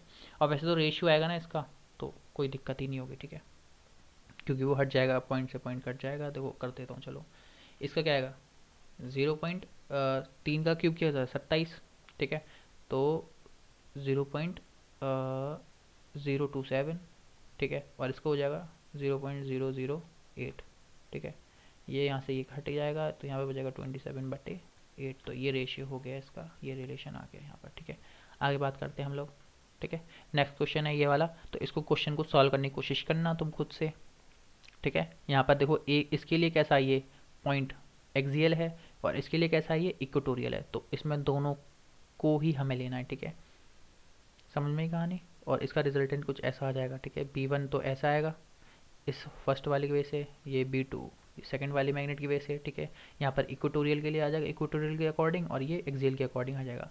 फिर क्या होगा एक दूसरे के 90 परपेंडिकुलर होंगे, ठीक है, तो इसका जो ये आएगा वो कितना आ जाएगा √B1² प्लस B2², ये रिजल्टेंट हो जाएगा BR, ठीक है। तो इसको तुम सॉल्व कर सकते हो आराम से, ठीक है, सिंपल सा फॉर्मूला लगाना है। हम लोग आगे बढ़े, ओके। अब बात करते हैं torque. Torque on a magnetic dipole in a uniform magnetic field, ठीक है। अगर कोई मैग्नेटिक डायपोल रखा हुआ है और अगर वो मैग्नेटिक फील्ड के अंदर रखा हुआ है, यूनिफॉर्म मैग्नेटिक फील्ड के अंदर, तो उस पर क्या लगती है टॉर्क लगती है। टॉर्क मतलब रोटेटिंग इफेक्ट ऑफ फोर्स, ठीक है। तो देखो मेरे पास ये मैग्नेट है, यहाँ पर दिख रहा होगा ये मैग्नेट है, इसका ये नॉर्थ पोल है, इसका साउथ पोल है। नॉर्थ पोल को हम कैसे ट्रीट करते हैं एज अ पॉजिटिव चार्ज और साउथ पोल को एज अ नेगेटिव चार्ज। तो इस पर फोर्स कैसे लगेगी अलोंग दी मैग्नेटिक फील्ड, ठीक है, ये मैग्नेटिक फील्ड है अपनी ग्रीन वाली यूनिफॉर्म मैग्नेटिक फील्ड। तो इस पर फोर्स कैसे लगेगी MB, है ना। जैसे इसको उससे कंपेयर करो इलेक्ट्रिक फील्ड वाली से, तो इलेक्ट्रिक फील्ड इक्वल टू क्या होता है F/Q, ठीक है। तो फोर्स कितनी हो जाएगी QE, है ना। ऐसे इसको कंपेयर कर लो, मैग्नेटिक फील्ड इक्वल टू क्या होगा F/M, ये मैग्नेटिक स्ट्रेंथ हो गया, ठीक है। तो F कितना हो गया MB, ठीक है। तो इस तरीके से ये फोर्स आई है यहाँ पर, समझ में आई कहानी, ये फोर्स कैसे आई, चलो ठीक है। तो इस पर एक फोर्स लगेगी इस डायरेक्शन में, है ना, अलोंग दी मैग्नेटिक फील्ड, वो क्या होगी MV, और इसके साउथ पोल के लिए अपोजिट डायरेक्शन में लगेगी, इस डायरेक्शन में लगेगी वो, ठीक है, फोर्स, और वो भी क्या होगी इक्वल ही होगी MB, ठीक है। अब देखो इन दोनों का अगर हम लोग देखें तो इसकी लेंथ मैंने मान ली 2L, ठीक है। मैग्नेटिक मूवमेंट क्या हो जाएगा इसका साउथ से नॉर्थ, ठीक है, इस डायरेक्शन में मैग्नेटिक मूवमेंट हो गया। मैग्नेटिक मूवमेंट की अगर मैं वैल्यू लिखना चाहता हूँ ये लिख सकता हूँ M×2L, ठीक है। और थीटा एंगल पर रखा हुआ है, ठीक है। मैग्नेटिक मूवमेंट तो इस डायरेक्शन में ऐसे करके, मैग्नेटिक फील्ड ऐसे डायरेक्शन में है, तो ये दोनों किस पर रखे हुए हैं थीटा एंगल पर रखे हुए हैं, ठीक है। किस पर रखे हुए हैं थीटा एंगल पर रखे हुए हैं, मतलब बेसिकली ये जो एंगल बनना है वो कितने का बनना है थीटा का एंगल बनना है, ठीक है। अगर मैं F नेट देखना चाहूँ इसमें, मतलब नेट फोर्स देखना चाहूँ, तो वो क्या होगी 0 होगी, है ना। इधर से FMB और इधर से भी F क्या है MB, तो दोनों कैंसिल आउट हो गए, तो क्या बन गया F नेट 0 हो गई। लेकिन टॉर्क के बारे में देखूंगा तो वो इक्वल नहीं होगी, क्यों नहीं होगी, वो सॉरी क्या बोलते हैं 0 नहीं होगी, ठीक है। क्या नहीं होगी 0 नहीं होगी, क्योंकि उनका line of action equal same नहीं है ना। इसका देखो लाइन ऑफ एक्शन ये है ना, और इसका लाइन ऑफ एक्शन ये है, तो दोनों का लाइन ऑफ एक्शन अलग अलग है। तो इसका मतलब क्या होगा टाउ नेट जो होगा वो 0 नहीं होगा, ठीक है, टॉर्क जो होगा बेसिकली। और यहाँ पर हमें दिख रहा है कि ये वाली जो फोर्स होगी वो इसको ऐसे करके घुमाएगी इस डायरेक्शन में, है ना, ऐसे करके घुमाएगी। और ये वाली जो फोर्स होगी इस डायरेक्शन में उसको इस डाइपोल को, इस मैग्नेट को वो ऐसे करके घुमाएगी इस डायरेक्शन में। तो इसको बोलते हैं मैंने टाउ वन, इसको बोलते हैं टाउ टू। देखो दोनों ही टाउ वन टाउ टू कैसे हैं, क्लॉकवाइज हैं, सेम डायरेक्शन में, तो क्या हो जाएंगे, ऐड हो जाएंगे। समझ में आई कहानी? ठीक है, अब हम लोग आगे बढ़ते हैं। तो tau one tau two add हो गए। टाउ वन, टाउ की वैल्यू होती है, मतलब टॉर्क इक्वल टू क्या होता है, टॉर्क इक्वल टू क्या होता है, force into perpendicular distance, force into perpendicular distance. तो अगर मैं यहाँ पर देखूँ इस वाली ज्योमेट्री को जो पहले अभी देखी थी हमने पीछे, इसी ज्योमेट्री को मैं दोबारा बनाऊँ, ठीक है, इसके एक्सिस के अलॉन्ग होगी, वो रोटेट करेगा। ठीक है, तो ये मेरे पास क्या हो गई, मेरे पास डायपोल हो गया।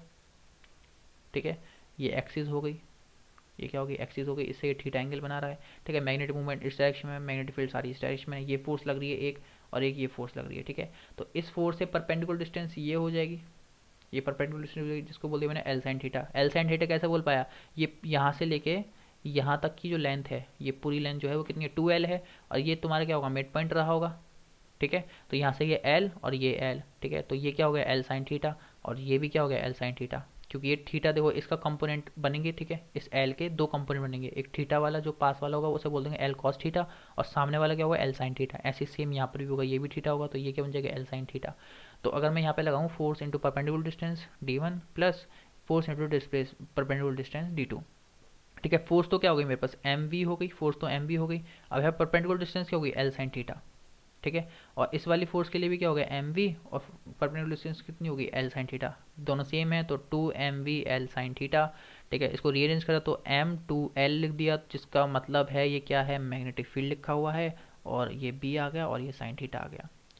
अब देखो इसी चीज़ को हम लोग क्या बोलते हैं, एम बी साइन थीटा। अगर तुम्हें याद हो तो प्रोडक्ट, वेक्टर प्रोडक्ट को हम लोग, अगर मैं इसको दिखाऊं वेक्टर प्रोडक्ट को, तो इसको कैसे लिख सकते हैं, एम बी साइन थीटा, इसी चीज़ को ऐसे लिख सकते हैं। लेकिन ऐसा भी तो हो सकता है ना, एम बी साइन थीटा, ये भी तो मैग्नीट्यूड वाइज तो सेम होंगे, लेकिन हाँ यहाँ डायरेक्शन का फ़र्क होगा। तो इसमें अगर तुम देखना चाहो तो देखो, इसमें टॉर्क ऐसे लग रहा है, ठीक है, टॉर्क ऐसे लग रहा है। ठीक है, मैग्नेटिक मूवमेंट इस डायरेक्शन में है, और मैग्नेटिक फील्ड इस डायरेक्शन में है। ठीक है, तो एम क्रॉस एन, ठीक है, मैग्नेटिक फील्ड इस डायरेक्शन में है, magnetic movement sorry, magnetic field इस डायरेक्शन में है। तो जब तुम एम क्रॉस एन करोगे, क्या करोगे, एम क्रॉस एन करोगे, तो दोनों अलग अलग कलर से दिखाता हूँ। एम क्रॉस एन करोगे तो अपनी फिंगर्स को ऐसे कल करोगे, कैसे करोगे, ऐसे कल करोगे, और टॉर्क जो है वो भी इस डायरेक्शन में, तो इस तरीके से सेम डायरेक्शन आ गया हमें। ठीक है, अगर तुम बी क्रॉस एम करते, क्या करते, बी क्रॉस एम, ये मैग्नेटिक मूवमेंट है, ये मैग्नेटिक फील्ड है, अगर बी क्रॉस एम करते तो ऐसे करते, कर्ल्स करते फिंगर्स को, लेकिन टॉर्क जो है वो इस डायरेक्शन में है, तो देखो अपोजिट डायरेक्शन आ गया, तो इस वजह से हमने ये नहीं करा, ये किया है, तो यहाँ पर एम क्रॉस बी इस वजह से लिखा जाता है। ठीक है, और यहाँ से साइन थीटा तो हट जाता है, प्रोडक्ट होता है, प्रोडक्ट का रूल होता है। ठीक है, अब कुछ स्पेशल केसेस हम लोग डिस्कस कर लेते हैं। पहला स्पेशल केस है कि जब हमारे पास जो मैग्नेटिक डाइपोल जो है वो कैसा रखा हो, 0 डिग्री पर रखा हो, है ना, ये मेरा नॉर्थ है, ये मेरा साउथ है, मैग्नेटिक मूवमेंट ऐसे है। ठीक है, मैग्नेटिक फील्ड भी ऐसे है। ठीक है, तो इन मैग्नेटिक फील्ड ऐसे, मैग्नेटिक मूवमेंट भी ऐसे, तो इनके बीच का एंगल कितना हो गया, 0 डिग्री हो गया।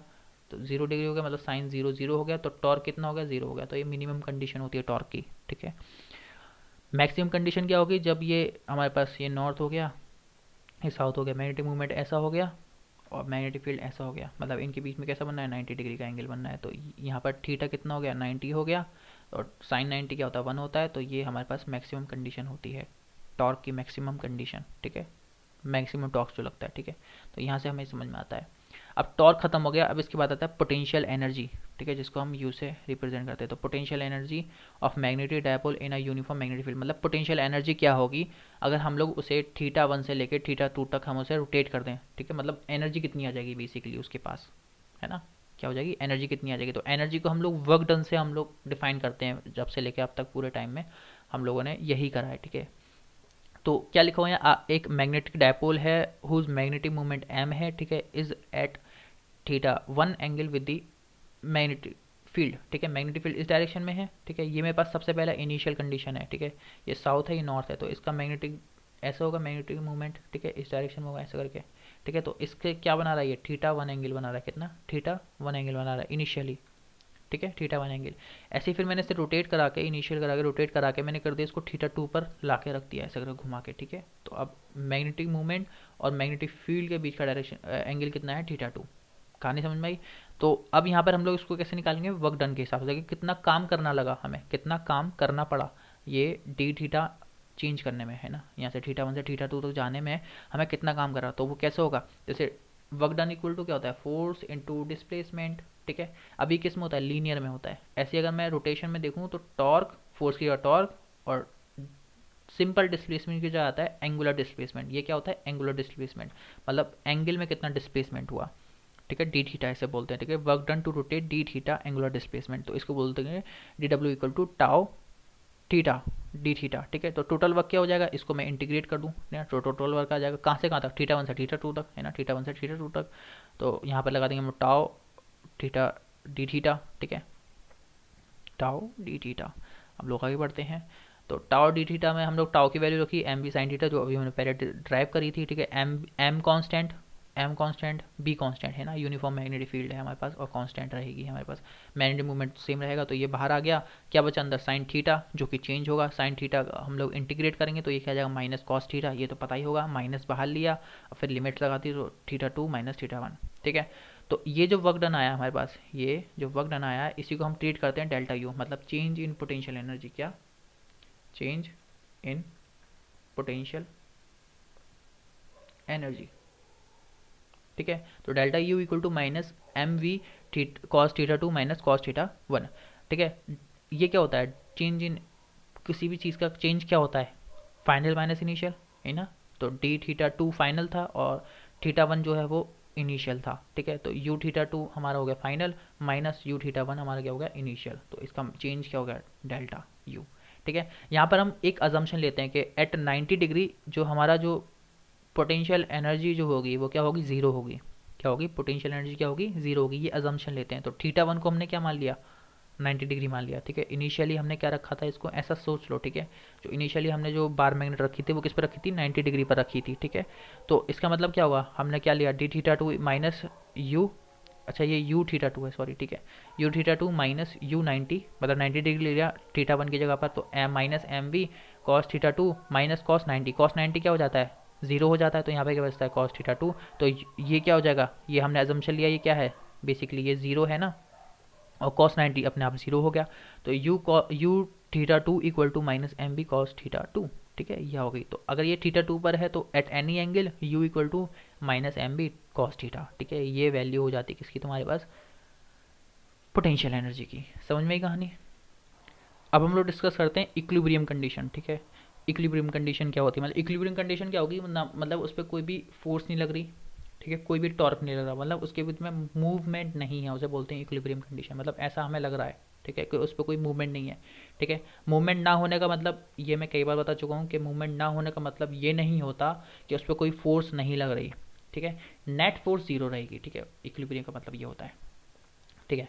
तो यहाँ पर ये मेरे पास मैग्नेटिक फील्ड है इस तरीके से, यहाँ पर ये साउथ, ये नॉर्थ, ठीक है। और इसमें क्या फ़र्क है, इधर नॉर्थ है इधर साउथ है, ठीक है, दोनों में फ़र्क है, अभी बताऊंगा, ठीक है। तो यहाँ पर एंगल कितना बना, 0 डिग्री, किस किस के बीच में, देखो मैग्नेटिक मूवमेंट कैसा होगा, इस डायरेक्शन में होगा ना मैग्नेटिक मूवमेंट। तो मैग्नेटिक मूवमेंट इस डायरेक्शन में, मैग्नेटिक फील्ड भी इस डायरेक्शन में, तो एंगल कितना बन गया, 0 डिग्री, ठीक है। तो 0 डिग्री लगाया, अगर मैं फोर्स देखूंगा तो यहाँ पर क्या होगी, जीरो रहेगी, क्योंकि देखो ये प्लस चार्ज की तरह हम बिहेव करेंगे तो इस पर ऐसी फोर्स लगेगी और इस पर ऐसी फोर्स लगेगी। तो इसका मतलब दोनों क्या होंगे, इक्वल एंड अपोजिट होंगे, और नेट क्या कर देंगे, जीरो कर देंगे। लेकिन टॉर्क के लिए निकालें तो एम बी साइन थीटा, मतलब जीरो रखेंगे हम लोग। तो साइन जीरो क्या होता है, जीरो होता है, तो मतलब टॉर्क भी क्या आ गई, जीरो आ गई। तो टॉर्क जीरो, एफ जीरो, तो मतलब क्या हो गया, इक्विलिब्रियम आ गया, क्या आ गया, इक्विलिब्रियम आ गया, ठीक है। इसकी बात करें, अभी हम नीचे आएंगे इस वाले पॉइंट पर, इसकी बात करें सेकंड वाले पॉइंट के लिए। तो यहाँ पर क्या है, हमारे पास मैग्नेटिक फील्ड, जो मैग्नेटिक मूवमेंट हो जाएगा वो साउथ टू नॉर्थ होगा, क्या होगा, साउथ टू नॉर्थ। तो अब देखो मैग्नेटिक मूवमेंट इस डायरेक्शन में है, मैग्नेटिक फील्ड अपना इस डायरेक्शन में है, तो एंगल कितना हो गया, 180 का, है ना, क्या हो गया, 180 का। लेकिन देखो इसमें भी क्या होगा, इस डायरेक्शन में होगी हमारे पास फोर्स कैसी लगेगी, देखो नॉर्थ के लिए तो हमेशा ऐसी डायरेक्शन में लगेगी ना फोर्स, ठीक है, और साउथ के लिए हमेशा अपोजिट टू मैग्नेटिक फील्ड। तो अब फिर भी क्या है, दोनों इक्वल एंड अपोजिट हैं, तो एफ नेट क्या आ गया, फिर से क्या आ गया, जीरो आ गया। अब देखो ये क्या होगा, साइन 180 रहेगा, लिखा जाएगा यहाँ पर साइन 180, है ना, टॉर्क के लिए एम बी साइन 180, साइन 180 भी क्या होता है, जीरो होता है। तो ये भी क्या आ गया, इक्विलिब्रियम केस आ गया, इक्विलिब्रियम केस आ गया, ठीक है। अब पोटेंशियल की बात करें तो पोटेंशियल क्या है, होता है minus M V cos zero, है ना। कॉस जीरो क्या होता है, ठीक है, याद रखना कॉस जीरो क्या होता है, 1 होता है। ठीक है, तो यहाँ पर क्या आ गया माइनस एम वी, क्या आ गया माइनस एम वी। ठीक है, इसमें नेगेटिव पोटेंशियल एनर्जी है, कैसी है, नेगेटिव पोटेंशियल एनर्जी। ठीक है, तो ये कैसी है, मिनिमम, मिनिमम एनर्जी है ना ये। अरे भाई एम वी तो है लेकिन नेगेटिव है, तो ये मिनिमम एनर्जी हो गई। ठीक है, मिनिमम। यहाँ पर बात करें हम लोग तो कॉस 180 आया, कॉस 180 की वैल्यू होती है -1। ठीक है, तो -1 यहाँ पर रखेंगे हम लोग बेसिकली, तो क्या होगा, ये माइनस माइनस से कैंसिल हो जाएगा, तो प्लस M1 एम बी आ जाएगा। तो ये भी एक एनर्जी आई है, लेकिन ये कैसी आई है, मैक्सिमम एनर्जी आई है, कैसी, मैक्सिमम एनर्जी। तो इससे हम क्या कंक्लूड कर सकते हैं, देखो इस वाले सिस्टम में एनर्जी कैसी है, मिनिमम, तो ये कैसा है, स्टेबल इक्विलिब्रियम है, कैसा है, स्टेबल इक्विलिब्रियम। तो कभी कभार तो मैं डायरेक्टली क्वेश्चंस में ये दिया हुआ है स्टेबल इक्विलिब्रियम करके। ठीक है, और ये कैसा होगा, अनस्टेबल इक्विलिब्रियम, कैसा होगा, अनस्टेबल इक्विलिब्रियम, कैसा होगा, अनस्टेबल इक्विलिब्रियम, क्योंकि इसमें एनर्जी बहुत ज़्यादा हाई है। ठीक है, तो देखो देख सेम से रहे हैं, बस नॉर्थ साउथ का डिफरेंस है, दोनों ही इक्विलिब्रियम है, लेकिन ये स्टेबल इक्विलिब्रियम है क्योंकि इसमें मिनिमम एनर्जी है, और ये अनस्टेबल इक्विलिब्रियम है क्योंकि इसमें मैक्सिमम एनर्जी है, और ये मैंने रीज़न बता दिया। ठीक है, ओके। अब अपने पास ये आ गया क्वेश्चन। ठीक है, यहाँ लिखा हुआ calculate the magnitude of torque, मतलब टॉर्क निकालना है बेसिकली, है ना, टॉर्क फाइंड करना है। रिक्वायर्ड टू होल्ड, यहाँ क्या लिखा हुआ होल्ड, तो इस वर्ड पे ध्यान देना। A bar magnet of magnetic movement, मतलब मैग्नेटिक मूवमेंट दे रखा है कितना, 200 ampere metre square along the direction making the angle of 30 degree, मतलब थीटा जो बनना है वो कितना बनना है, 30 degree with direction of uniform magnetic field. Magnetic field की वैल्यू कितनी दे रखी है, 0.36 गॉस। अब गॉस की मतलब क्या होगा, 0.36 इंटू 10⁻⁴ टेस्ला। ठीक है, टेस्ला में रखना है हमें सब चीज़ें। ठीक है, तो अब क्या है यहाँ पर, सिंपल सा लगेगा एम बी साइन थीटा। ठीक है, एम की वैल्यू रखो, थीटा की वैल्यू रखो, और बी की वैल्यू रखो, और क्या निकाल लो, टॉर्क ले जाओ। ठीक है, लेकिन यहाँ पर क्या होगा ना, देखो जब हम लोग इस तरीके से रखेंगे, ये होगा हमारे पास नॉर्थ, ये होगा साउथ। ठीक है, तो नॉर्थ टू साउथ हमारे पास क्या होगा, मैग्नेटिक मूवमेंट आ गया, और इस डायरेक्शन में क्या होगा, मैग्नेटिक फील्ड। तो एक दूसरे से कितना एंगल बना रहे होंगे, 30 डिग्री का एंगल बना रहे होंगे। तो अब इसका रोटेशन कैसा होगा, ऐसा रोटेशन होगा, ऐसा करके। ठीक है, इसका रोटेशन ऐसा होगा क्लॉकवाइज, है ना, कैसा होगा, क्लॉकवाइज, है ना, डायरेक्शन कैसा है, क्लॉकवाइज। लेकिन यहाँ पर हमें क्या चाहिए, होल्ड करने के लिए चाहिए, मतलब ये रुका रहे, कितना टॉर्क लगाऊं, मतलब इसको पीछे से कितना टॉर्क लगाऊं मैं अपनी तरफ से, है ना, तो इसे रोकने के लिए मुझे कितना टॉर्क लगाना पड़ेगा। तो उसके लिए देखो आंसर तो यही रहेगा मैग्नीट्यूड वाइज, लेकिन यहाँ पर जो आएगा एक्चुअल आंसर, ठीक है, वो क्लॉक वाइज ना होके मुझे इसके अपोजिट मुझे एक टॉर्क लगाना होगा, मतलब कि एंटाई क्लॉकवाइज मुझे एक टॉर्क लगाना होगा इतनी ही मैग्नीट्यूड का, ताकि ये होल्ड रहे, मतलब रुका रहे, रेस्ट पर रहे, है ना। एक अपोजिट फोर्स लगानी पड़ती है ना उसके लिए, या फिर अपोजिट टॉर्क लगाना पड़ेगा ताकि वो घूमे ना, तो घूमे ना उसके लिए करना, बस ये चीज़ पॉइंट था यहाँ पे, एंटी क्लॉकवाइज। ठीक है, ठीक है, ठीक है, ठीक है, बस काफ़ी है। ओके, नेक्स्ट क्वेश्चन हमारे पास, a short bar magnet placed with its axis at 30 degree. ठीक है, एक बार मैग्नेट है इसका मतलब थीटा जो है बेसिकली कितना है, 30 डिग्री पर दे रखा है। यूनिफॉर्म मैग्नेटिक फील्ड है, क्या है, यूनिफॉर्म मैग्नेटिक फील्ड है, और स्ट्रेंथ उसकी कितनी दे रखी है, बी की वैल्यू कितनी दे रखी है, 0.16 टेस्ला दे रखी है। Experience as a torque, torque की वैल्यू दे रखी है 0.032 जूल। ठीक है, then estimate the magnetic movement, magnetic movement निकालना है, मतलब एम की वैल्यू निकालनी है। ठीक है, तो इसको कैसे निकाल सकते हो, टाउ इक्वल टू क्या होता है, एम वी साइन थीटा। तो हमें क्या चाहिए, मैग्नेटिक मूवमेंट चाहिए, तो मैग्नेटिक मूवमेंट क्या हो जाएगा, tau upon B sine theta. समझ में आई कहानी, तो टाउ की वैल्यू रखो, बी की वैल्यू रखो, साइन थीटा मतलब साइन 30 डिग्री रखो। ठीक है, तो तुम्हें क्या मिल जाएगा, मैग्नेटिक मूवमेंट मिल जाएगा। तो पहला सवाल हो जाएगा। दूसरा क्या रहेगा, इफ अ बार, मतलब ये बार मैग्नेट, ठीक है, बार वो नहीं जो तुम सोच रहे हो। ठीक है, if bar magnet were free to rotate, मतलब रोटेट करने के लिए वो फ्री है, तो find the potential energy in stable condition और अनस्टेबल कंडीशन। तो अब इस सवाल के लिए क्या करना होगा, तो इस सवाल के लिए 30 डिग्री मत यूज़ करने बैठ जाना। समझ में आया, पोटेंशियल एनर्जी के लिए, पोटेंशियल एनर्जी का फॉर्मूला तो पता है ना, यू इक्वल टू क्या होता है, minus M B cos theta होता है ना। तो अब थीटा यहाँ पर ये मत रख देना, ठीक है, ये नहीं रखा जाएगा। क्या बोल रहा है कि स्टेबल कंडीशन पर और अनस्टेबल कंडीशन, मतलब स्टेबल इक्विलिब्रियम और अनस्टेबल इक्विलिब्रियम। तो अभी समझाया था मैंने कि स्टेबल इक्विलिब्रियम में थीटा कितना हो रखा जाएगा, 0 डिग्री, और अनस्टेबल कंडीशन में थीटा कितना रखा जाएगा, 180 डिग्री। तो ये वैल्यूज रखनी है, और एम और बी तो यहाँ से मैग्नेटिक मूवमेंट यहाँ से आ जाएगा, समझ रहे हो ना कहानी। यहाँ पर रखने के लिए ये मैग्नेटिक मोमेंट जब निकालोगे तुम पहले से तो यहाँ पर रखोगे, और मैग्नेटिक फील्ड का डायरेक्ट पता है तुम्हें कितना है, ठीक है। तो ये भी कर सकते हो तुम, ठीक है, इसको कर लेना। और आंसर कमेंट में कर सकते हो तुम चाहो तो, वरना तो अपने पास रख लो, कोई दिक्कत नहीं है, ठीक है। तो इसी के साथ करते हैं समाप्त लेक्चर। और ऐसा नहीं है कि ये समाप्त हो गया मतलब, इसके बाद एक और लेक्चर आएगा इसी चैप्टर पर, ठीक है, मैग्नेटिज्म एंड मैटर पर, फिर वो समाप्त हो जाएगा रिड्यूस सिलेबस के अकॉर्डिंग, ठीक है। तो धन्यवाद, पढ़ते रहिए, घर पर रहिए, सेफ रहिए, all the very best, spread education.